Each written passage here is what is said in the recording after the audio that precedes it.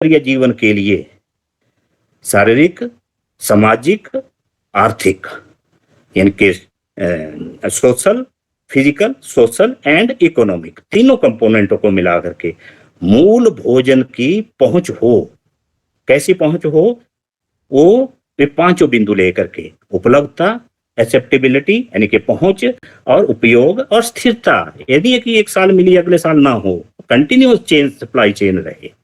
इन पांचों बिंदुओं को लेकर के इस तरह की एक व्यापक परिभाषा आई, और ये सारे इसी को टोटल इन टोटलिटी सभी कंट्रीज फॉलो अप करती है इस डेफिनेशन को। तो ये जो है, इसमें अब बात आती है कि इसमें है क्या। आपके पास फूड सिक्योरिटी की बात तो आ कर लिया,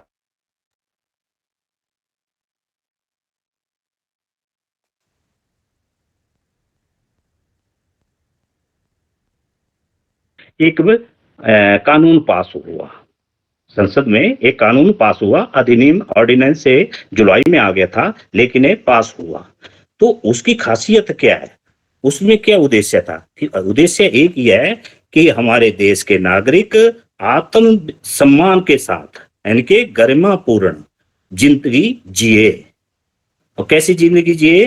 कि मानव चक्र जो है का दृष्टिकोण उसमें अपनाया गया, यानी कि शुरू से लेकर के बच्चे गर्भाधान से लेकर के अंतिम समय तक ये पांचों कंपोनेंट उसमें फूड सिक्योरिटी के अंदर उसमें कंप्लीट किए गए।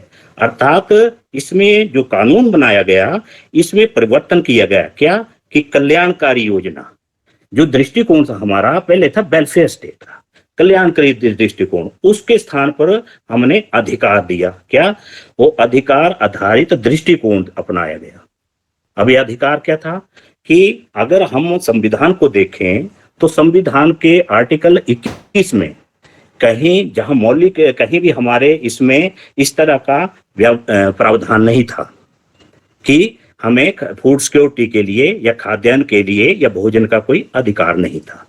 तो वहां केवल हमें मौलिक अधिकार में जीने का अधिकार है। तो उस जीने के अधिकार के साथ सुप्रीम कोर्ट के साथ एक एडिशन, एक्सटेंशन की गई। वो एक्सटेंशन क्या थी? उसमें एक्सटेंशन में कहा गया कि मानवीय जीवन को गरिमापूर्ण के साथ जीने का अधिकार दिया गया। वो जीने का अधिकार उसके साथ दिया गया, और उसी के अंतर्गत फिर भोजन का अधिकार सम्मिलित किया गया। तो वहां भोजन का अधिकार उसके अंतर्गत मिला हमें। तो उसमें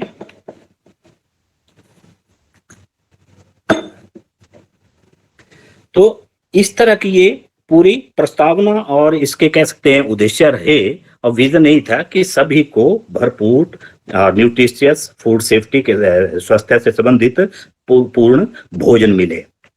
अब इसमें कैसे कैसे इनिशिएटिव्स लिए या इसके क्या क्या विशेषताएं हैं? विशेषताएं, सबसे बड़ी बात यह है कि इसमें जो है एक targeted PDS system, targeted public distribution system, जिसमें 75% रूरल और 50% अर्बन एरिया में 35 किलोग्राम प्रति व्यक्ति प्रति माह अंत्योदय जो AAY की योजना है उसके अंतर्गत देने का प्रवाह दिया। वो कौन है? पुअरेस्ट ऑफ द पुअर, जो अति गरीब है, उसके लिए वो योजना शुरू हुई।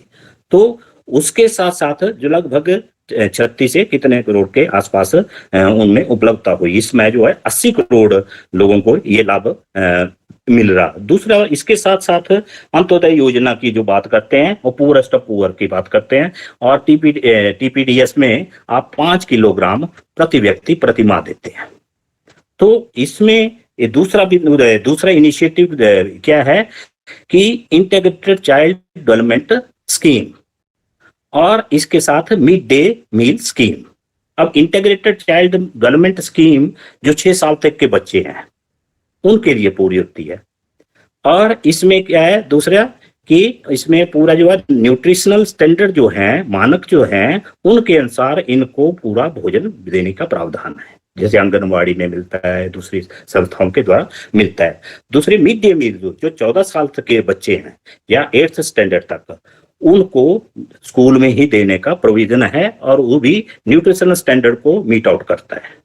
और ये अलग अलग विभाग उसके इसको नियमित करते हैं, चलाते हैं और अलग अलग संस्थाओं के माध्यम से। ये बात आती है। इसके साथ साथ मातृ के लिए, गर्भवती महिलाओं के लिए, मदर्स के लिए एक अलग अलग प्रोविजंस है। और मातृत्व लाभ के लिए 6,000 रुपया उसको मिलता है, क्योंकि वो न्यूट्रिशियस फूड के लिए, अन्य सप्लीमेंट्स के लिए दिए जाता है इसके लिए। तो वो भी रहता है, क्योंकि 600 कैलोरी एडिशनल मिलनी चाहिए उसमें, तो इसलिए उसमें अलग प्रोविजन किया गया। तो एक बहुत ही अच्छे तरीके से इसको डील किया गया है, और ये इसकी विशेषताएं हैं। अभी क्यों आती हैं विशेषताएं, अगर इसको थोड़ा सा हम जोड़ें, क्योंकि दो चीजें इसमें दिखती हैं। एक तो दिखती है कि हंगर है, उसके लिए तो आपने कर दिया फूड सिक्योरिटी एक्ट, लेकिन हिडन हंगर भी एक साथ में आ रही है। हिडन हंगर ये है कि आप देखने को तो स्वस्थ लग रहे हैं, लेकिन आपको माइक्रोन्यूट्रिएंट की डेफिशिएंसी है, आपको किसी और अन्य कंपाउंड की डेफिशिएंसी है, जैसे महिलाओं में आयरन की डेफिशिएंसी रहती है। आजकल बच्चों में विटामिन ए की डेफिशिएंसी आ रही है, अब विटामिन डी की डेफिशिएंसी बड़ी सामान्य होती जा रही है। यहाँ तक कि इतना माल न्यूट्रिशन है, स्टंटिंग है बच्चों के, 5-5 साल के बच्चे जो है इतनी अंडर नस्ड है और माल न्यूट्रिशन से प्रभावित है, और इनका ओबेसिटी का कारण आ रहा है। तो इस तरह के विभिन्न कारण है इसमें।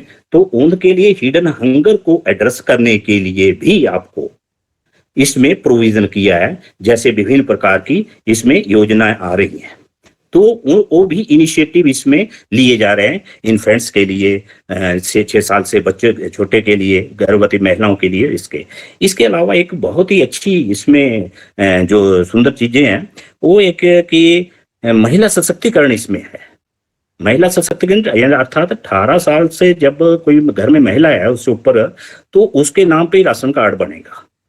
पहले था कि पुरुषों के नाम से था, तो नेचुरली है, जब किसी का आत्मविश्वास बढ़ेगा, आत्मसम्मान बढ़ेगा, तो स्वाभाविक है वो एक अलग से इश्यूज एड्रेस करने के काबिल एक सोसाइटी में रहती हैं, और महिला ही घर की धुरी होती है, समाज की धुरी होती है। तो ये एक बहुत ही अच्छा इसमें पहलू रहता है। इसके साथ अगर हम बात करते हैं कि जैसे इसके शिकायत निवारण के लिए है, तो नेशनल लेवल पे एक अलग से फूड कमीशन एस्टेब्लिश होता है, स्टेट में होता है, और इसमें डिस्ट्रिक्ट लेवल पे भी, और साथ साथ में जो फेयर प्राइस शॉप है पंचायत लेवल पे, वहां भी शिकायत निवारण समितियां, अलग अलग विजिलेंस कमेटीज बनती हैं।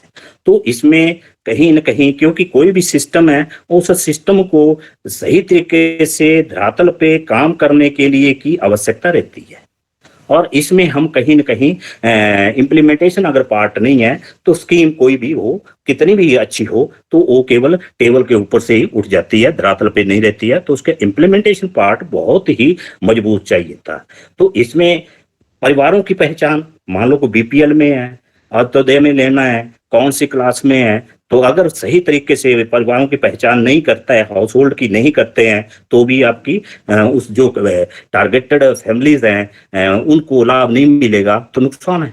तो आपकी इम्प्लीमेंटेशन सही नहीं है, तो आपको जो जिसके लिए योजना बनी है वो योजना नहीं मिल पाएगी। अगर कोई अधिकारी इसमें गलत करता है, ये सारी बातें आपके हक की है, अधिकार है। तो अगर कोई अधिकारी गलत करता है, कोई मिस इन्फॉर्मेशन देता है, कोई प्लीफ्रेज करता है, और आप कंप्लेन करते हैं और वो एड्रेस होती है, तो 5,000 का डायरेक्ट, इसमें 5,000 का सीधा फाइन है वो दंड। और इसके साथ बहुत जो अभी देखने को आई, वो है transparency mechanism and responsibility fix है इसमें।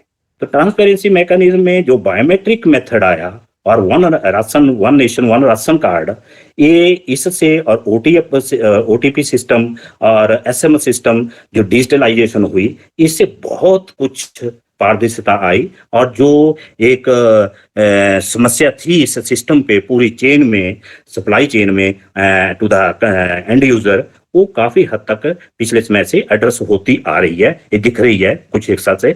तो ये बहुत ही अच्छी बात आ रही है। अब बात आती है कि इसकी जिम्मेवारी किसकी है, कौन कहाँ है, क्योंकि आपने जब बात कही जैसे कृषि कानूनों की, मैं यहाँ लाना नहीं चाहता उसको, लेकिन वहां भी बात ऐसी आती थी जो हमें लगता है वो केंद्र को थोप देना, जो केंद्र को लगता है वो राज्यों को थोप देना। तो किसकी जिम्मेवारी कहाँ है वो क्लैरिफाई किया है, इसमें पूरा परिभाषित किया है एनएफएसए में 2013 में, और ये संयुक्त परिभाषित हुआ है। स्टेट एंड सेंटर दोनों इसके लिए जिम्मेवार हैं, लेकिन रिस्पॉन्सिबिलिटी कहाँ कहाँ है वो है। तो केंद्र क्या करता है, केंद्र उसका जो वहन है और टोटल जो कॉस्ट है उसको वहन करके एमएसपी पे खरीद करके और एफसीआई के द्वारा गोदामों में रख करके उसको डिलीवरी एंड तक का जो ट्रांसपोर्टेशन चार्जेस है, उसका रख रखाव है, भंडारण है, ये सारी बातें आती है, वो सप्लाई करेगा उसको। दूसरी बात, इसके अलावा जो बात आती है वो राज्य की आती है। राज्य जो एक इम्प्लीमेंटिंग एजेंसी है, अगर राज्य इम्प्लीमेंटिंग एजेंसी है क्योंकि वो ही एंड यूजर के साथ लिंक है, तो वहां क्या है, उसका सबसे पहला काम बनता है कि आपने जो फेयर प्राइस शॉप है उसको लाइसेंस देना, और लाइसेंस के लिए वो एलिजिबल आदमी है या नहीं है, हो तो महिला हो तो बहुत अच्छा। दूसरी बात आती है इसमें कि परिवार की पहचान करना, कि अगर परिवार की सही पहचान नहीं है और कहीं इन्फ्लुएंस पे है या पॉलिटिकल विक्टिमाइजेशन है तो गलत हो जाएगा उसमें। तो वहां पर आप स्टेक होल्डर को आप एड्रेस नहीं कर रहे हैं। तो ये इसकी आती है शिकायत निवारण समिति बनाना जरूरी है इसमें। और इसके साथ ये जो आपकी दुकान से लेकर के डीलर, दुकान, और तीसरा आता है आपका एंड यूजर तक पहुंचने के लिए, ये सारी की सारी निगरानी करने का काम जो है वो स्टेट का है। सेंटर केवल सप्लाई करेगा और उसकी टोटल कॉस्ट बेरिंग करेगा। तो ये चारों पांचों बातें जब भी किसी से कोई, इसकी जानकारी होना जरूरी है, और ये अधिकार के क्षेत्र में आता है कि अगर जानकारी नहीं है तो आप किसी को पूछ नहीं सकते, तो ये बात उसमें आती है। इसके साथ इसमें 2015 में एक और मतलब एक वैल्यू एडिशन कह सकते हैं आप इसको, एक फ्लैग ऐड हुआ। वो क्या हुआ कि डीबीटी शुरू किया। डीबीटी में डायरेक्ट बेनिफिट ट्रांसफर। मान लो आपने अनाज नहीं खरीदना है, आपको नहीं अनाज देना, आप अपनी चॉइस से जाकर के वहां पर आपको अकाउंट में उतना पैसा आएगा, आप जाकर के खरीदेंगे उससे क्या लाभ है। एक तो यार मान लो आपने व्हीट पंजाब से खरीदी और मध्य प्रदेश में आपने पीडीएस सिस्टम में देनी है, तो पंजाब से पहले मध्य प्रदेश जाएगी, मध्य प्रदेश से फिर आगे डिलीवरी एंड पे जाएगी, तो कॉस्ट ऑफ प्रोडक्शन इतनी, कॉस्ट ऑफ ट्रांसपोर्टेशन इतनी थी, वो इससे कट हो जाएगी। आपने सीधा एंड यूजर को आपने पैसा दे दिया। अब उसमें पैसा देने के साथ साथ क्या है उसमें कि कंज्यूमर की चॉइस है, मैं रागी खाऊं, मैं कौन सी बाजरा खाऊं, मैं गेहूं लूं या चावल लूं, और चावल कौन सा लूं, तो उसके पास चॉइस आती है। डाइवर्सिटी ऑफ फूड जिसको कहते हैं उसकी प्लेट में हो सकता है। तीसरी बात यह है कि लीकेज इसमें रुकने, जो पिलफ्रेज होती है, मान लो डीलर के पास से पहले बातें आती थी कि डीलर के पास से ट्रक चला और फेयर प्राइस पे मिला नहीं है, आगे पीछे चला गया, तो ये सारी खत्म हो गई चीज है। आज सबसे बड़ी बात यह थी कि फाइनेंशियल असिस्टेंस उसको कंसिडर होती थी और उसको आत्मसम्मान आता था कि मैं दुकान पे जाकर के खरीदूंगा। लेकिन इसमें इसके साथ दिक्कत कहाँ आई, दिक्कत ये आई कि जिस चीज का डर था, अब परिवार में एक है जिसके नाम पे आ गया और वो ले गया, और मान लो नशा कुछ अन्य गतिविधि में लिप्त हो रहा और घर में अपना सामान नहीं दे रहा है, तो परिवार इससे सफर होने लगे। और उस परिवार से सफर होने के लिए जब इस तरह की समस्या आई, ये अभी तक ट्रायल बेस पे कुछ एक जगह चला है, जैसे चंडीगढ़ चला था, दादरा हवेली में चला था, ऐसे केंद्र शासित राज्यों में। लेकिन इस समस्या से जूझने के लिए कि जो परिवार है वो सफर कर रहा है सच्चा, तो कहीं ना कहीं दिक्कत को एड्रेस करने के लिए ई-रुपीज स्टार्ट हुआ, और वो आपके फोन पे लिंक आ जाएगा। आप लिंक के माध्यम से उसके पास जाएंगे और ई-रुपी के साथ से अपना अनाज खरीदें लेंगे वहां से, और उसी टाइम वो खत्म हो जाएगा वो लिंक। अर्थात जिस पर्पज के लिए आपको ई-रुपी दिया वो पर्पज पहले फॉरफिट हो रहा था कहीं जगह, तो अब वो और ज्यादा मजबूती के साथ इफेक्टिव इम्प्लीमेंटेशन डिजिटल मोड में आ गया। तो ये बहुत ही एक कारगर टूल यूज हुआ। अब इसमें 2013 के एनएफएसए में कुछ एक कमियां जरूर हैं, और कमियां वो ऐसी है कि इंफ्रास्ट्रक्चर जुड़ी हुई है। मान लो आपने हमने व्हीट स्टोर करनी है, इतने हमारे पास गोदाम नहीं है। तभी तो जब बात आई थी ये, तो सुप्रीम कोर्ट ने यही कहा था 2011 के पहले कि आपके पास जब स्टोरेज नहीं है, रेलवे पे सड़ रही है, तो आप इसको पीडीएस सिस्टम में डालो। तो ये जो सिस्टम है इंफ्रास्ट्रक्चर के लिए, इतनी बहुत ज्यादा स्टोरेज नहीं है। दूसरे पिलफरेज का तो काफी हद तक अब कवर हो रहा, लेकिन इसके लिए जागरूकता हर किसान को, हर जागरूक उसको सिटीजन को इसके प्रति सजग होना चाहिए और इसके वजह से अवेयर होना चाहिए। ठीक है, कहीं अवेयरनेस नहीं है, लेकिन जो लोग, जो संस्थाएं काम करती हैं और उनको अवेयर होकर के इस तरह से समर्पित भाव से राष्ट्रहित में कहीं न कहीं आगे आके के इनको कवर करना चाहिए। तो इसके साथ बड़ी विचित्र बात लगती है कि हम बात करते हैं न्यूट्रिशियस फूड की, और न्यूट्रिशियस फूड के साथ क्या ये तो इनिशिएटिव हो गए, सारी बातें यहाँ आ रही हैं, लेकिन अभी भी हमारे बच्चे चाहे स्टंटिंग से परेशान है, चाहे तो माल न्यूट्रिशन कई तरह का इसमें आ रही है प्रॉब्लम, डेफिशिएंसीज बहुत ज्यादा आ रही है। तो हम फोर्टिफिकेशन की बात कर रहे हैं कि विटामिन ए से फोर्टिफाइड राइस हो, या मिल्क फोर्टिफाइड हो, विटामिन डी से हो, या कोई इस तरह के, या जिंक से हो जहाँ फर्टिलिटी की बात आ रही है, या कैल्शियम से हो। हमारा ये मानना है, ये ठीक है बात, लेकिन अपना व्यक्तिगत मानना ये है कि अगर हम इस इशू को जो प्लेट में हम लेना चाहते हैं 4 तरह का अनाज, उसको अगर हम एग्रो क्लाइमेट बेस्ड, मेरा भी व्यक्तिगत मानना है, मैं बार बार प्लेटफॉर्म पे कहते हैं और काफी हद तक के 1 डिस्ट्रिक्ट 1 प्रोडक्ट के ऊपर जा भी रही है बात, लेकिन micro climate, agro climatic situation पे मान लो हमारे ओगला यहाँ पर अच्छी फसल होती है मंडल की, मान लो कोदो बहुत अच्छा होता है, हमारे कुल्थ बहुत अच्छे होते हैं जो बहुत ही रिच इन अमीनो एसिड्स है, और बहुत ही अच्छी हमारे करौंदा की फसल अगर होती है तो विटामिन ए होता है, आयरन होता है। ऐसी बहुत सी फसलें हैं जो हमारे लोकल डेवलप हो रही हैं, लेकिन वो अपना अस्तित्व खोती जा रही हैं गेहूं और चावल और इन प्रकार की फसलों के साथ। अगर उनको हम ऐड करते हैं तो फोर्टिफिकेशन ऑटोमेटिकली और नेचुरल फोर्टिफिकेशन ऑफ फूड उसमें प्लेट में ऐड होगा। मतलब diversity of food in your plate must be reflected diversity of crops in the field.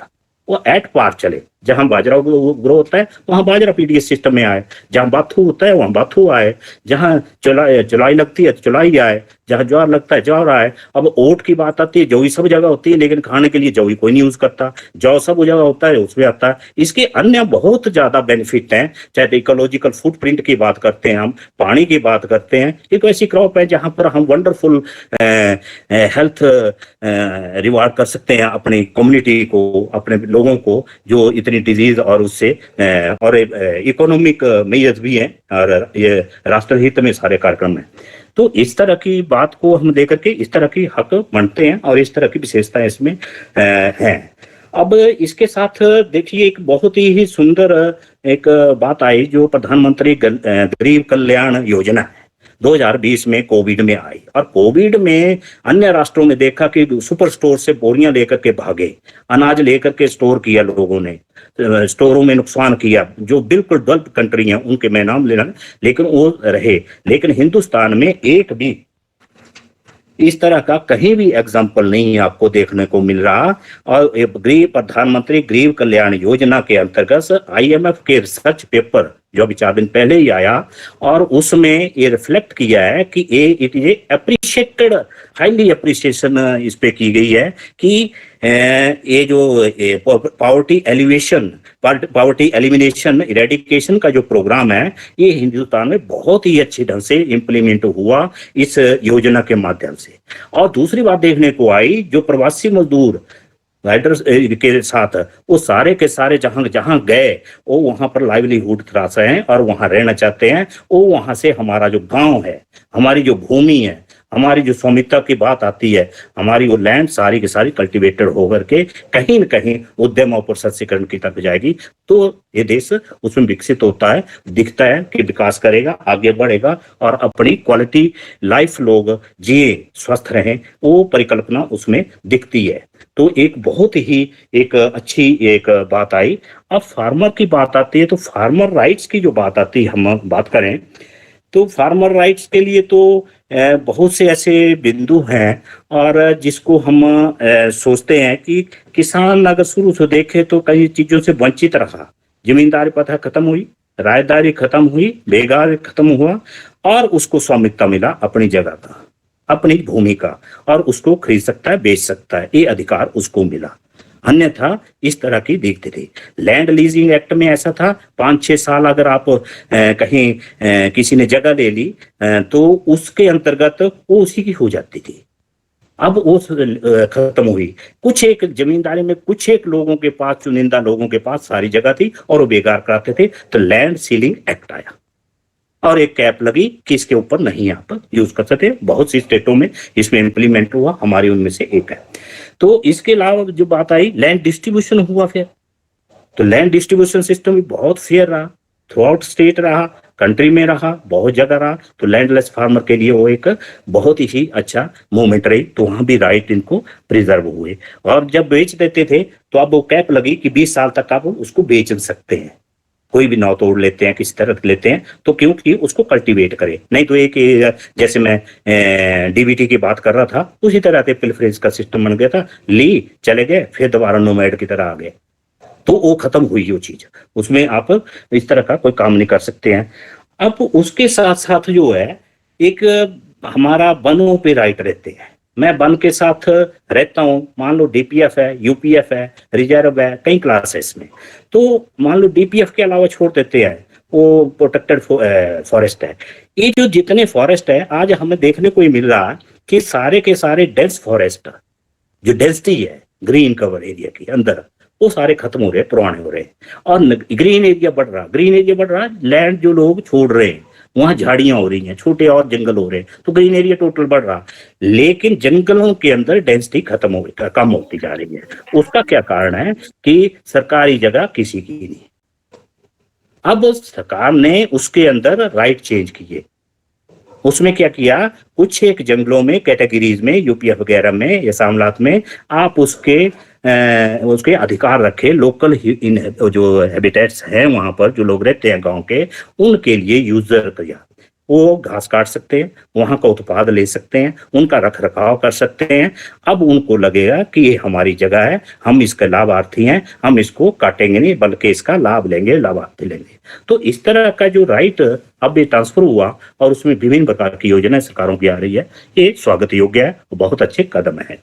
इसके साथ आपको एक बहुत विचित्र बात बताता हूं मैं कि हमारे जो सीड होता था, बीज है, बीज हम रखते थे और 80 तक भी हमने देखा, 75 तक भी रहा, 85 तक भी देखा, 90 तक भी देखा। और उस बीज को हम उगाते थे, फसल उगाना, उसमें से छिंटाई करने खेत में या गोदाम में से, और उसको लेकर के अपने रखना या अपने रिश्तेदार को देना या बेचना, वो हमारा अधिकार था, अधिकार क्षेत्र में था। वो 10 साल रखे, 5 साल रखे। लेकिन जब पेटेंट की बात आई तो उस पेटेंट के अंतर्गत आपने वो हमारा अधिकार छीना। क्यों? क्योंकि वो कंपनियां उसके साथ जुड़ी। पेटेंट एक अलग चीज है, कंपनियों के ये बीज लेकर के कंपनियां उसको बेचती थी हमें दे करके। तो लोग आस्ते आस्ते गवर्नमेंट की सब्सिडी और लेते लेते पूर्णतः डिपेंडेंट हो गए और अपना सीड लूज कर गए। ये ठीक बात है कि सुधरा हुआ बीज लगाना चाहिए, लेकिन इसी तरह का एक बहुत बड़ा जागता हुआ उदाहरण पेप्सिको इंडिया लिमिटेड करके, जो अमेरिका की कंपनी है, लेज जिसके चिप्स बनते हैं, ये आलू से संबंधित केस है। और गुजरात में इस कंपनी ने बीज दिया और 2003 में एक वैरायटी निकाली FL 2027 करके, और इंडिया में उसका दूसरा नाम है FS5 नाम की ऐसी एक वैरायटी है। और लोगों ने बीज लिया, किसान जो बीज खरीदते हैं आगे पीछे से खरीदा जैसे भी, और अपने लगाया और उसके साथ कॉन्ट्रैक्ट हुआ। और कॉन्ट्रैक्ट होने के बाद उनको दे दिया, देने के जो दिया अपने लिए बीज रखा किसान ने, और किसानों ने अपना जो बीज है वो लगाया और अपने जो पर्पज के लिए, और लगाने के बाद कंपनी ने उसके ऊपर क्लेम कर दिया। और क्लेम 2019 में किया और कोर्ट में वो करोड़ों रुपए का जुर्माना के लिए किसानों के ऊपर थोपने के लिए तैयार हो गई। अब किसान एक एक करके 11-12 किसान इसमें ट्रैप में ले लिए उन्होंने। किसी को 25,000 का क्लेम डालने को, किसी के इतना मिला के करोड़ों में जाने लगे। और गुजरात एक जिला है बासा करके, कुछ इस तरह का नाम है। और उसमें फिर संगठनों ने विरोध किया। विरोध करने के बाद भारतीय किसान संघ की गुजरात की इकाई के जो अंबू भाई पटेल जी हैं, उपाध्यक्ष थे, उस टाइम उन्होंने फिर इसको लीड लिया और इन्होंने पिटीशन डाली कोर्ट में कि ये बीज किसानों का हमें नहीं पता कि कहाँ से लेते हैं, क्या करते हैं, कि हम लेते हैं अलग अलग बीज लेते हैं और हमने अपने खेत से उगाया हुआ और अपना के बीज है ये आगे किया। और उन्होंने जिस क्लॉज के अंतर PV plant variety, plant protection variety and farmer right act है 2000 का, उसके अंतर्गत उन्होंने कोर्ट में कर दिया कंपनी ने, और वो क्लॉज लगा दिया कोई 34 करके। और उसमें इन्होंने कहा कि हमारा बीज था और हमारा पेटेंटेड है, वी रजिस्टर्ड। और उस कंपनी ने रजिस्टर किया 2016 में। देखो कितनी चालाकी होती है। और 2003 की वो वैरायटी और 2000 में से 16 में उन्होंने रजिस्टर किया और उसका रजिस्ट्रेशन 20 साल तक वैलिड रहता है, जबकि वो 2003 की है, 2023 में खत्म होना चाहिए था उसका पेटेंट राइट और ओपन हो जानी चाहिए पब्लिक के लिए। लेकिन वो पब्लिक के लिए ओपन ना होकर के वो उस क्लाउज को लगाते रहे। लेकिन क्लाउज 39 में 4 में ये बड़ा क्लियर किया, जो डिसीजन आया उसके बाद, कि कोई भी किसान जो है, उसमें लिखा हुआ है कि कोई भी किसान अपना बीज रख सकता है, उसका आदान प्रदान कर सकता है, उसको दे सकता है और उस फसल को बाजार में बेच सकता है। और उसके अंतर्गत कोर्ट के 11-12 बुलाने के बाद ऐसा लगा कि कहीं हार ना जाए कोर्ट में। लेकिन अंततोगत्ता जो कहते हैं न्याय जो है वो हो के रहता है और किसानों के साथ न्याय हुआ। बिना कंडीशन से कंपनी ने विड्रॉ किया केस और कंपनी से किसानों ने क्लेम लिया। क्लेम 1 रुपया था, लेकिन उन्होंने विड्रॉ किया और आगे के लिए एक रास्ता मिला। तो संगठनों की, समाज की भूमिका बहुत रहती है। कोई भी सरकार हो, सरकार के साथ कंधा मिला करके किसान और किसानों के साथ कंधा मिला करके सरकार, समाज सब मिलकर के जब एक जागरूकता अभियान करते हैं और खड़े होते हैं, तो इस तरह की समस्या से निजात मिलती है। अब इसी तरह के बहुत से ऐसे किसानों के जो अलग-अलग राइट्स बनते हैं, वो हैं उसमें। अब उसमें चाहे तो नदी जल से रहते रहे, आपके पानी से संबंधित है, उनके राइट्स अपने रहते हैं, ट्राइबल्स के राइट्स हैं, एक बहुत विस्तृत विषय है, उसके उत्पाद से संबंधित विषय है, तो उसको ले सकते हैं, रख-रखाव सकते हैं, प्रोसेसिंग कर सकते हैं, क्योंकि वो पीढ़ी दर पीढ़ी, जनरेशन ओवर जनरेशन वहाँ से ग्रो करते आ रहे हैं। तो इस तरह के राइट उनके अपने रहते हैं और राइट प्रोटेक्टेड रहते हैं। इसमें हालाँकि कॉन्फ्लिक्ट जो है फॉरेस्ट विद इसके साथ लोगों के साथ रहता है, कॉन्फ्लिक्शंस है। तो लेकिन उसमें काफ़ी हद तक क्लैरिटी डे बाय डे आ रही है और संगठन और समाज और सरकारें इसके ऊपर संवेदनशीलता के साथ आगे बढ़ रही हैं।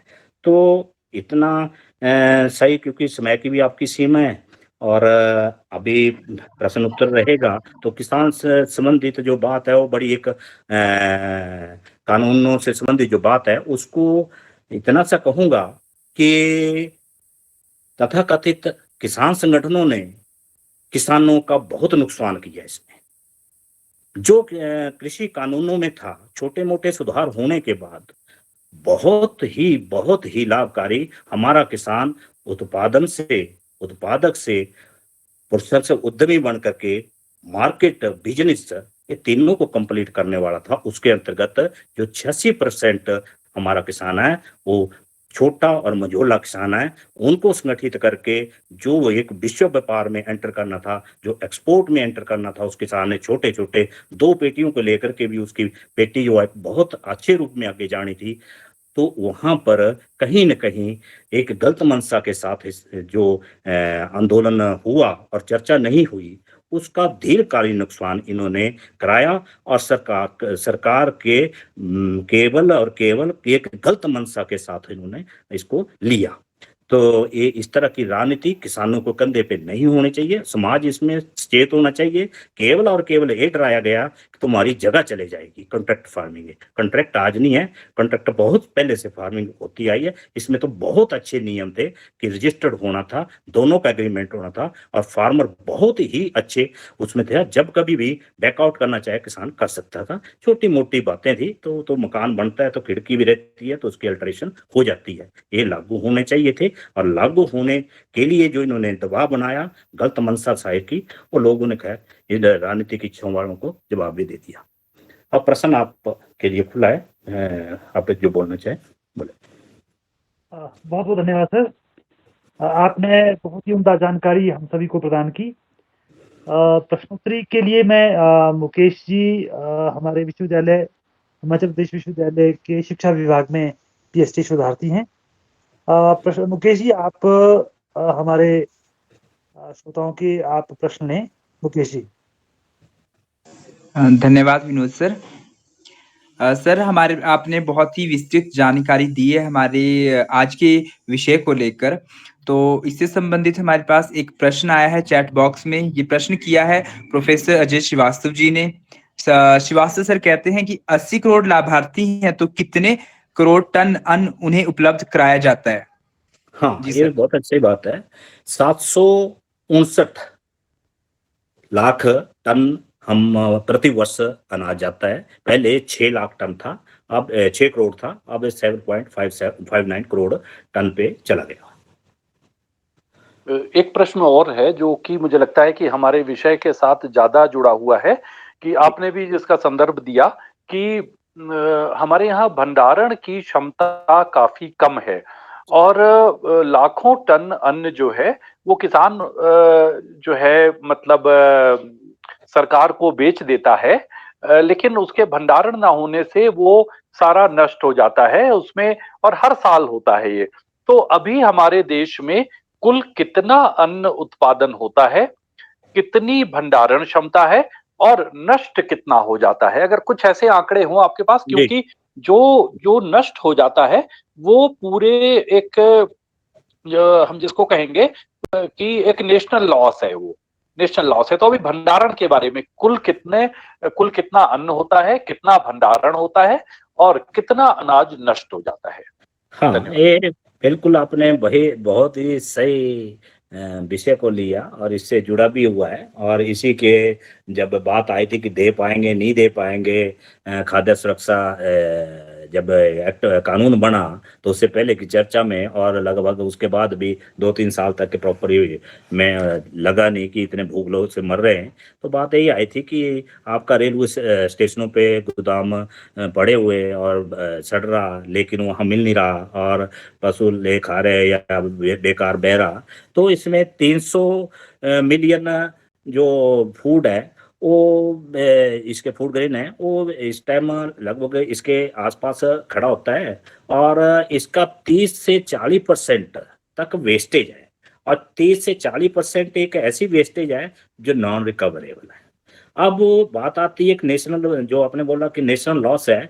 हम अगर दुगनी इनकम बोलने की बात करते हैं, अगर ये हम इस 40% को 30% को हम सेव करते हैं, प्रिजर्व करते हैं या प्रोटेक्ट करते हैं या भंडारण करते हैं, प्रोसेसिंग करते हैं, एक्सपोर्ट करते हैं, आप समझिए कि 40% जो है आपकी प्रोडक्शन बढ़ गई, आपकी नेशनल इकोनॉमी में 40% उस फूड ग्रेन से ऐड हो गया।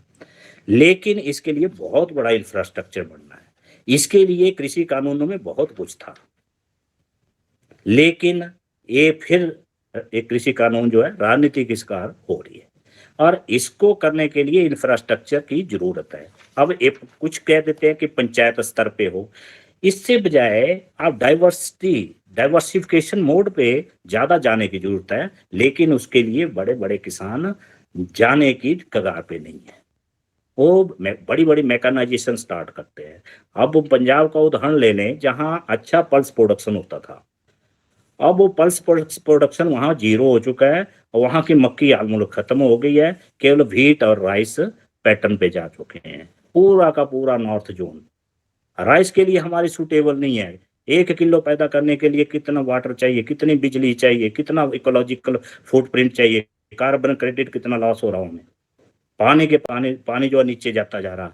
तो वहां की फसलें क्या है वो चिन्हित होनी चाहिए, उनका मैपिंग होनी चाहिए।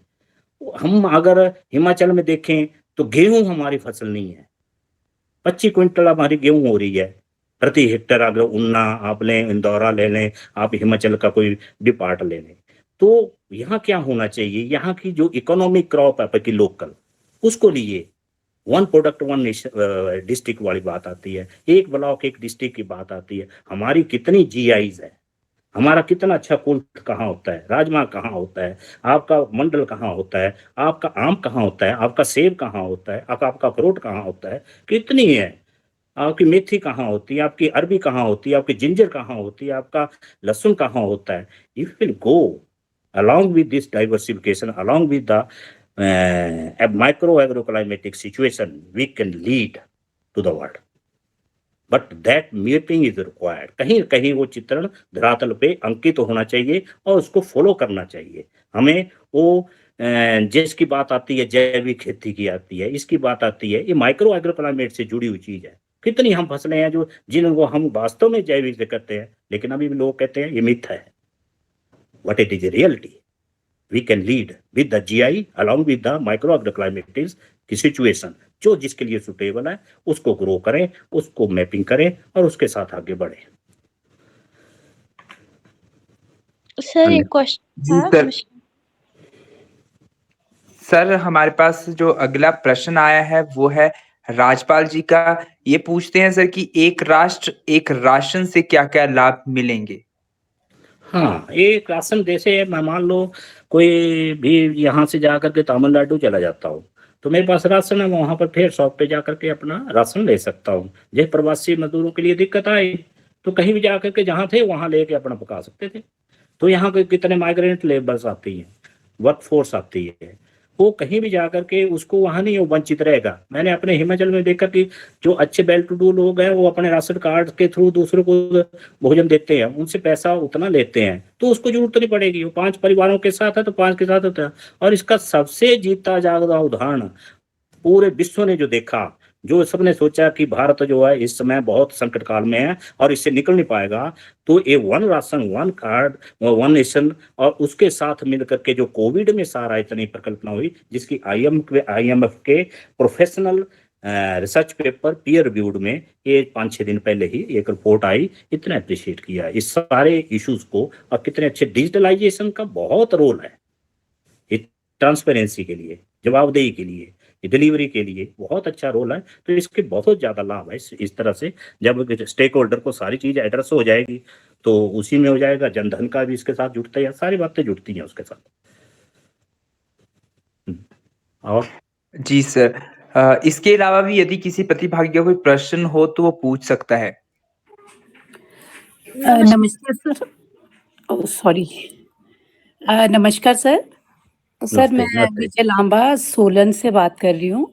सर जैसे आपने न्यूट्रिशन की बात की कि ICDS प्रोजेक्ट में जो है बच्चों की मॉनिटरिंग होती है, उनकी जैसे अभी स्टंटेड ग्रोथ है, बच्चों में माल न्यूट्रिशन की प्रॉब्लम है। जी। तो ये सारी चीजें सर जैसे जो ये होम साइंस स्टूडेंट्स हैं और न्यूट्रिशनिस्ट हैं, जी, जिन्होंने फूड एंड न्यूट्रिशन में पोस्ट ग्रेजुएशन कर रखी है या कर रहे हैं, PhD कर रहे हैं, जी। ये चीजें तो सर वो ज्यादा अच्छी तरह से बता पाएंगे बजाय कि हमारे जो ये आंगनवाड़ी वर्कर और सुपरवाइजर जो सिर्फ एक प्लेन ग्रेजुएट हैं और जो हमारे CDPOs इन्होंने रिक्रूट किए हैं वो भी सिंपल पोस्ट ग्रेजुएट हैं, सोशियोलॉजी में हैं या आपका ये सोशल वर्क में हैं। तो सर क्या कभी यूनिवर्सिटी की तरफ से इस तरह की कोई सजेशन गई है? क्योंकि होम साइंस सिर्फ एक यूनिवर्सिटी में ही यहाँ पे हमारे हिमाचल में सिर्फ एक यूनिवर्सिटी में होम साइंस सब्जेक्ट पढ़ाया जाता है। जी बिल्कुल। और वो हमारा है एग्रीकल्चर पालमपुर यूनिवर्सिटी। बिल्कुल बिल्कुल मैडम जी। और सर न्यूट्रिशन का जो पोस्ट ग्रेजुएशन है वो भी वहीं पे है? जी वही है, PhD तक है। हाँ जी, PhD तक है। लेकिन क्या कभी जो वहाँ पे रिसर्चेस हो रही हैं MSc लेवल पे, PhD लेवल पे, उन रिसर्चेस को कभी एक्सटेंशन में ला के मतलब फील्ड में उन चीजों को क्या इम्प्लीमेंट किया गया है? और और कभी यूनिवर्सिटी की तरफ से कोई ऐसी सजेशन आई हो कि जो हमारे न्यूट्रिशनिस्ट हैं, हमारे जो प्रोफेशनल लोग हैं, न्यूट्रिशन में प्रोफेशनल लोग हैं, उनको आप अपना आईसीडीएस प्रोजेक्ट में डालो, तो आपकी जो बच्चों में जो ये प्रॉब्लम्स है माल न्यूट्रिशन की या स्टंटेड ग्रोथ की, इसको हम ज़्यादा अच्छी तरह से रिकवर कर सकते हैं। क्या कभी यूनिवर्सिटी की तरफ से कोई इस तरह का गया है सर रिपोर्ट? हाँ, आपने बिल्कुल बहुत ही वैलिड प्रश्न भी किया और सुझाव भी है चीज़ का। जहाँ तक विश्वविद्यालय की बात है, तो विश्वविद्यालय से रिपोर्ट गई या नहीं गई, मैं इससे अनभिज्ञ हूँ, क्योंकि मेरा विश्वविद्यालय नवनी से है। और मैं एक बड़ी बात ये कहूँगा कि न्यूट्रिशन के बीच में हम समाज की इसमें बहुत ही ज़बरदस्त भूमिका अदा हो सकती है। पेरेंट्स की, आज मैं देखता हूँ, चाहे तो अपने बच्चे हैं, आपके बच्चे हैं, किसी के 2 दालों के अलावा कुछ नहीं जानते।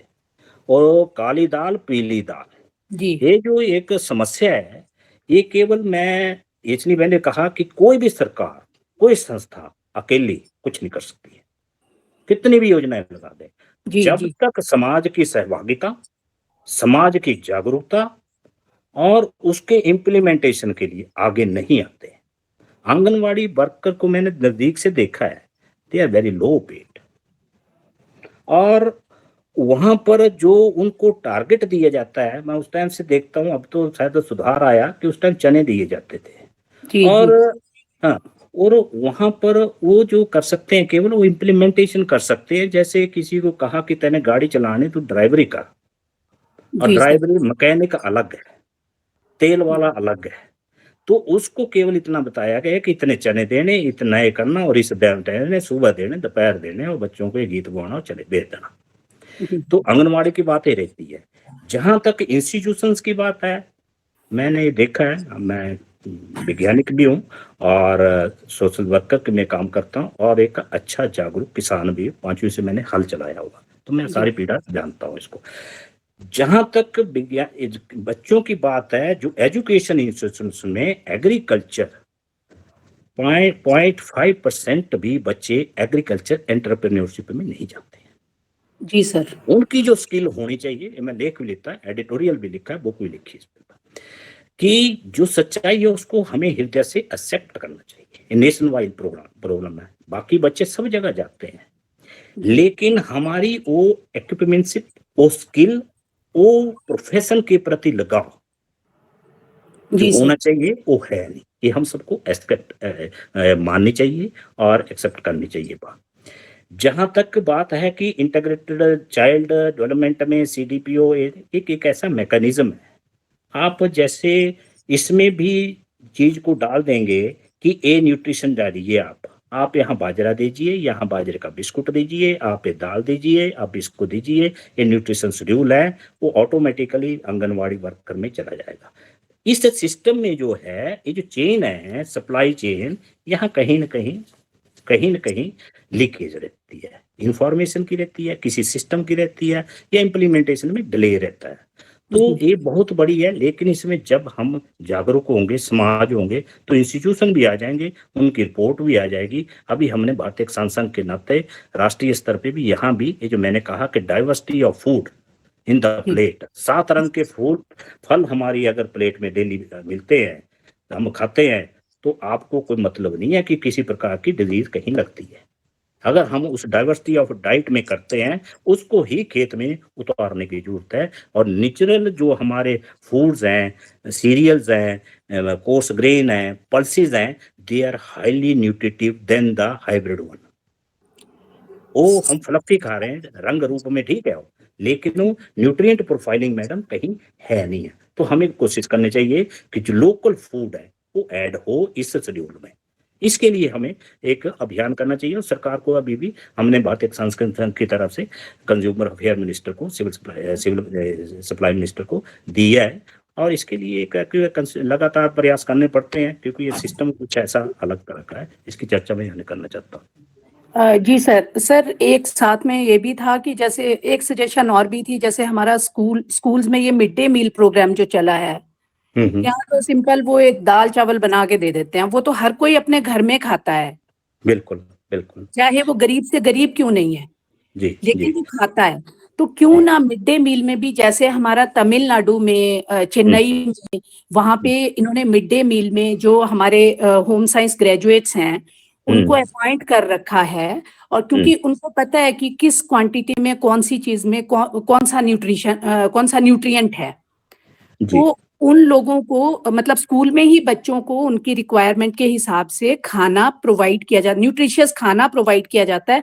और मैं जहाँ तक समझती हूँ कि ये उन चीजों का फायदा भी बच्चों को हो रहा है, और आगे भी जैसे बच्चों की एक हैबिट बन जाती है न्यूट्रिशनल फूड खाने की, बिल्कुल अगर उनको हम शुरू से इस तरह से एजुकेट करें तो क्यों ना ऐसा एक हमारे यहाँ पे भी मतलब हिमाचल में भी इस तरह का कुछ अभियान चलाया जाए या सरकार से बात की जाए। लेकिन सर हो क्या रहा है कि जो हमारे होम साइंस कॉलेज के जो टीचर्स हैं वो सिर्फ अपनी जॉब तक सीमित हैं, बिल्कुल उससे आगे उन्होंने कभी भी आज दिन तक 89 से ये शुरू हुआ, 88 से शुरू हुआ था एमएससी प्रोग्राम वहाँ, बीएससी होम बिल्कुल साइंस वहाँ पे। लेकिन बिल्कुल आज दिन तक सर उन्होंने हाँ एक भी बार सरकार से कोई हेलो हाँ टूट गई सिग्नल। हेलो अजय श्रीवास्तव जी। जी सर अच्छा क्या आ गया आवाज। हाँ मेरा मैं बोलता हूँ। ये कहना था सर, क्या जी ये हमारे जो हमारे वीसी हैं वहाँ पे हम्म, एग्रीकल्चर यूनिवर्सिटी में, या हमारे डीन हैं वहाँ पे जो जी आजकल डॉक्टर धालीवाल सर हैं, क्या जी उन लोगों का कोई दायित्व नहीं बनता कि वो सरकार से बात करें? और जो हमारी इतनी बड़ी समस्या समाज में है, जी बच्चे जो अंडर न्यूट्रिशन हैं, माल नरिश्ड हैं, या स्टंटेड ग्रोथ की जो प्रॉब्लम है, उसके लिए वो यहाँ पे करोड़ों इस यूनिवर्सिटी पे खर्च हो रहे हैं, जी टीचर्स की सैलरीज पे, प्लस वहाँ पे जो रिसर्च वर्क हो रहा है। लेकिन वो रिसर्च वर्क अगर लैब तक सीमित है, उसका क्या फायदा है सर? क्या वो आपके हमारी बिल्कुल हाँ आपकी जो प्रश्न है वो बहुत वैलिड है, मैं बताऊं आपको। और मैं बिल्कुल पूरी तरह से सहमत हूँ। और इस सुजेशन को जो मैं पहले ऐड की है, इसके साथ ही इस चीज को ऐड करूंगा कि और इसको संगठन सरकार के पास भी रखेगा, और कुलपति का जो जितना दायरा होगा उस उनको तो हम ले लेंगे इस विषय पे। लेकिन उनकी अपनी सीमा हो सकती है, क्योंकि सरकार क्या इम्प्लीमेंट करती है। और ये आपने बिल्कुल सही कहा, एक होता है जॉब, एक होता है सर्विस। जी तो लोग जॉब करते हैं, सर्विस नहीं करते। नहीं सर, सर्विस की भावना तो हम तभी ला पाएंगे ना उनको, जब हम उनसे तो हाँ एक इंसेंटिविटी जनरेट करेंगे। इसमें इसमें जो मैं आपको बड़े खुले तौर पे मैं ये कहता हूँ कि इसमें जो चीज आ रही है, जो मैं देख रहा हूँ, वो लोगों की ये होता है एक इंस्टीट्यूशनल इंटेलेक्चुअल्स। और जी उसमें इंटेलेक्चुअल्स मतलब वो एक फाइनेंस भी गेन करते हैं, वो जी आर्थिक तौर पे भी इंस्टीट्यूशंस करते हैं सर्विसेज के साथ। तो जी लोग केवल जॉब तक सीमित हो गए हैं। और जो टॉप ऑफ द ब्रास होते हैं इंस्टीट्यूशंस में, what they like that proceed, वो जी बाय सर, चैनल में जाएगा। तो साइंटिफिक मैम लाइन अभी अभी हमारे टेक्निकल है। पास समय थोड़ा कम है। अब हम अगर अगले प्रश्न पर आएंगे तो अच्छा रहेगा। ठीक अगला है प्रश्न मुझे लगता है नम्रता पूछना चाहती हैं। जी। सर टॉपिक से, नमस्कार सर टॉपिक से हटकर क्वेश्चन है अगर अनुमति हो तो। बिल्कुल बिल्कुल पूछो। संक्षेप में, बिल्कुल संक्षेप। सर तो सर किसी पूरे रीजन में अगर आप मान लीजिए कोई एक कोई पेड़ लगाते, अनार के पेड़ लगा लीजिए, मान लीजिए 6-7 साल तक लगा रहे हैं वहां पे सभी लोग, तो अचानक से ऐसा होता है कि 2-4 खेतों में खराब हो रहे हैं, पूरे रीजन से वो पूरी फसल, वो पेड़ उड़ जाते हैं, मतलब खराब होने लगते हैं सभी के। तो हम्म। ऐसे में क्या करना चाहिए किसानों को? हाँ इसमें पता क्या है, मैं आपको एक बात बताऊं कि जैसे मैंने कहा, एक तो होता है कि जो उपयुक्त फसल है उसकी उपयुक्त वैरायटी को उपयुक्त जलवायु में लगाएं, तब आपको उचित मात्रा में और उत्पादन मिलेगा और उच्चतम गुणवत्ता मिलेगी। समझिए, एक प्रश्न ये रहता है कि जैसे आपने कहा कि पूरे में अगर अनार लगा दिया पूरे में, तो अनार सारे में सूट नहीं करता, जहां जहां सूट करता है वहां लगाना। दूसरी बात ये आती है, सोमदेव शर्मा ने भी लगाया, नम्रता जी ने भी लगाया, अजय जी ने लगाया, आलू वालिया जी ने भी लगाया। अब सोमदेव शर्मा जी रहते हैं चंडीगढ़, आलू वालिया जी रहते हैं बॉम्बे, खेत हमारे हैं। एक चीज।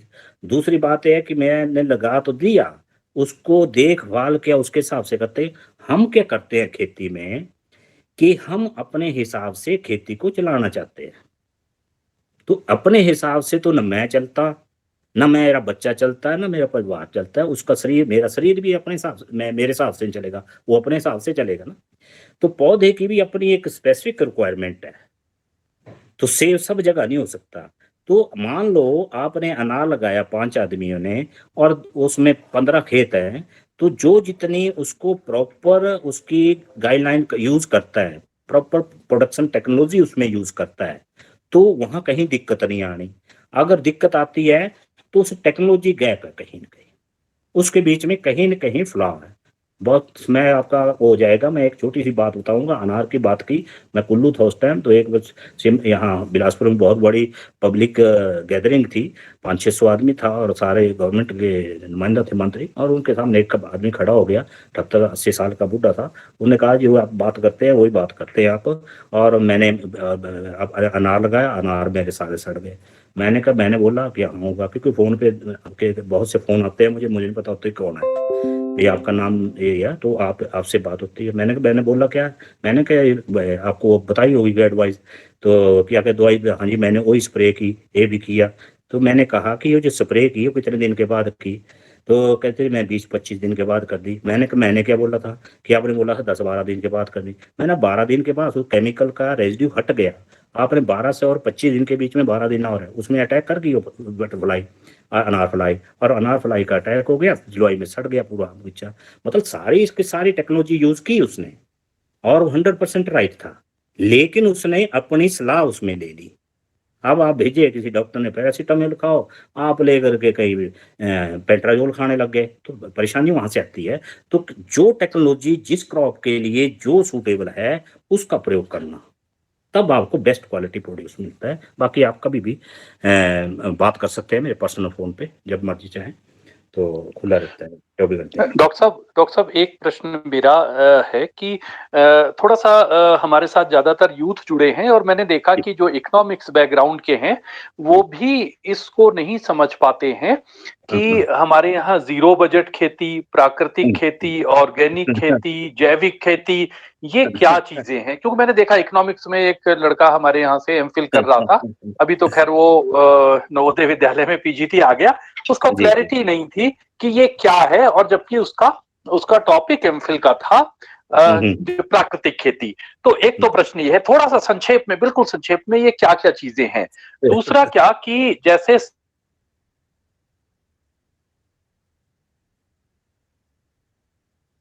मिला, ख्याति मिली, क्या हिमाचल में ये संभव है, और यदि संभव है तो कैसे? संक्षेप में, क्योंकि समय भी हमारे पास कम है, यदि संभव है तो उससे किसानों को क्या लाभ होने वाला है? आपने बिल्कुल ऐसा प्रश्न पूछ लिया जिसके ऊपर बहुत लंबा विस्तृत जानकारी है, लेकिन ये भ्रम है। भ्रम जो है, भ्रम किसान भ्रमित है इसमें। और मैं परसों बैठक में भी था, तो उस बैठक में भी एक बड़े ही अच्छे जैविकर्ता ने प्रश्न किया, जो 20 साल से अपनी खेती कर रहा किसान संघ में है उस टाइम। तो उन्होंने कहा कि मुझे ये नहीं समझ आ रही है कि मैंने उस टाइम भी कहा था कि प्राकृतिक खेती और जैविक खेती के बीच में कोई फर्क नहीं है, तो क्यों मैं किसान जो भ्रमित हो रहा है। तो स्वाभाविक है, नए किसी व्यक्ति के लिए भ्रमित होना, एक किसान पद्धतियां अलग अलग यूज करते हैं। किसी ने बायोडायनामिक खेती लिया है, स्टेनर जर्मन, तो किसी ने कहा कि होमो फार्मिंग कर लो, और किसी ने कहा कि अग्नोत्रा कर लो, कोई आ गया जीरो बजट फार्मिंग में, तो कोई आ गया प्राकृतिक खेती में, कोई आ गया सुभाष पालेकर खेती में। तो ये सब के सब इतने टूल हैं, छोटे छोटे टूल हैं। किसी ने केचुआ पकड़ लिया, किसी ने ब्रह्मास्त्र पकड़ लिया, तो ये छोटे छोटे टूल हैं। असली में जो असली हमारी खेती है, जिसके अंतर्गत देश का, राष्ट्र का और किसानों का भला होना है, वो भारतीय पारंपरिक कृषि पद्धति। उसको पहले गोवंश आधारित जैविक खेती भी कहते थे, और गोवंश का मतलब है कि जितने हमारे पास जानवर होते थे उसको गौ से ले लेते थे। तो हमारी भारतीय पारंपरिक, जिसके लिए मैंने पहले कहा कि भारत विश्व गुरु रहा है, तो उस टाइम तो कोई केमिकल नहीं थे, कोई फर्टिलाइजर नहीं थे, कोई पेस्टिसाइड नहीं थे, कोई फंजीसाइड नहीं थे, लेकिन वो विश्व गुरु रहा। तो मिट्टी और जल के बीच में जो बीज आएगा, वो बीज मिट्टी में से जो पोषक तत्व होंगे वो लेगा, और लेने के बाद वो आउटपुट देगा। तो जैविक भारतीय पारंपरिक कृषि पद्धति एक समग्र पद्धति है। और ये जो है छोटे छोटे टूल है। सोमदेव शर्मा जी आए, मैं अपना नाम चकवाने लग गया, तीसरा आया कोई अपना लग गया, चौथा आया उसमें आ गया। अब प्राकृतिक खेती को कई लोग तो इस तरह से ले रहे हैं कि प्राकृतिक खेती जो है वो कुछ नहीं डालना उसमें, पीपल का पेड़ है उसका क्या है, उससे कंपेरिजन कर लिया जाएगा।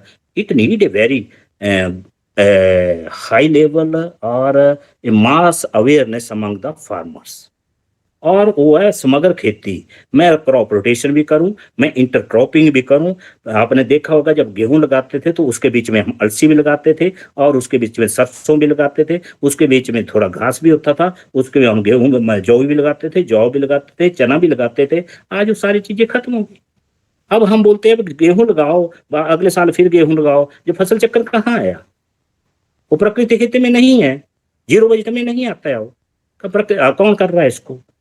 तो ये सारी की सारी बातें एक भारतीय पारंपरिक कृषि पद्धति उसको लेकर के आना, और उसमें क्या है माइक्रो एग्रोक्लाइमेटिक सिचुएशन जो मैंने कहा, जहां हमारे लिए उपयुक्त फसल उगो रही है। क्या हम जिमीकंद को खाद देते हैं, को स्प्रे करते हैं? क्या हल्दी को हम स्प्रे करते हैं? क्या उर्द को हम स्प्रे करते हैं? राजमा को स्प्रे करते हैं? क्या हम पिकनट को, वालनट को स्प्रे करते हैं? क्या हम जापानी फल को स्प्रे करते हैं? मतलब कितनी हमारी फसलें हैं, ये कहाँ है? जहां पर उनका निच एरिया पैदा करने की सबसे उपयुक्त उत्कृष्ट वातावरण है।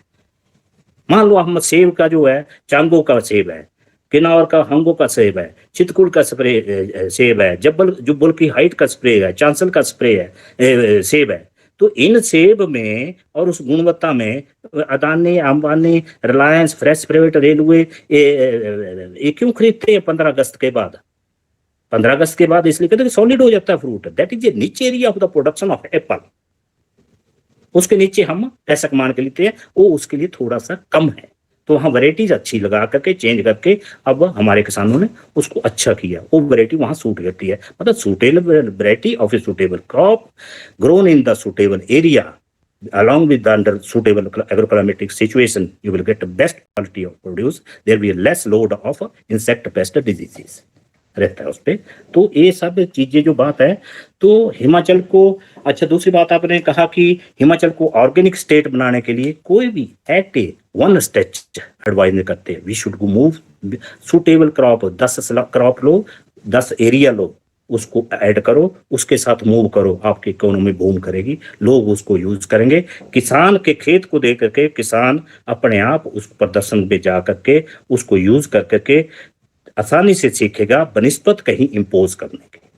हमारा मानना है कि सफल कहानियां किसानों की, उनको आगे ले जा करके उससे आगे किसान बढ़ेगा और आत्मनिर्भर भारत के लिए बहुत बड़ी कड़ी आएगी। ये जो हमारे GI है, जियोग्राफिकल इंडिकेटर, ये बहुत बड़े टूल बनेंगे हमारे। ये छोटी छोटी पंचायत स्तर पे है और कहीं पर प्याज अच्छा है, कहीं लहसुन अच्छा है, इसको लेके अगर मूव करते हैं तो हिमाचल प्रदेश में भारतीय पारंपरिक कृषि पद्धति के अंतर्गत ये जितने टूल हैं, चाहे जीरो बजट है, श्वास पालकर खेती है, सारे के सारे लेकर के ये सारे टूल एक जगह इकट्ठे करके यूज करने हैं। खेत एक है, वहाँ पानी भी चाहिए, पशु भी चाहिए, अलग अलग सारी फसलों का भी मिश्रण चाहिए। तो इसके लिए बहुत बड़ी एक मुहिम भी है, लेकिन एक समग्र रूप में, इंटीग्रेटेड वे में, सिंगल आउट एक किसी के नाम या किसी पद्धति को एक नहीं कर सकते आप। सर एग्जाम्पल श्रीलंका का भी है हमारे पास, और सर इंडिया में इतनी ज्यादा पॉपुलेशन है, हम जैविक खेती से नहीं कर पाएंगे पूरा। ये जो बात बेटा बात करते हैं, ये आपकी ठीक है कि श्रीलंका का भी एग्जाम्पल है। मैंने जो कहा कि केवल एक सिंगल आउट टेक्नोलॉजी को नहीं आप लेंगे, समग्र होलिस्टिक अप्रोच। अब वे लंबा विषय हो जाएगा, कभी टेलीफोन पे बात कर लें या अलग से मेरे से इस पे बात कर लें, अन्यथा मैंने अभी एक बुक लिखी है इस पे।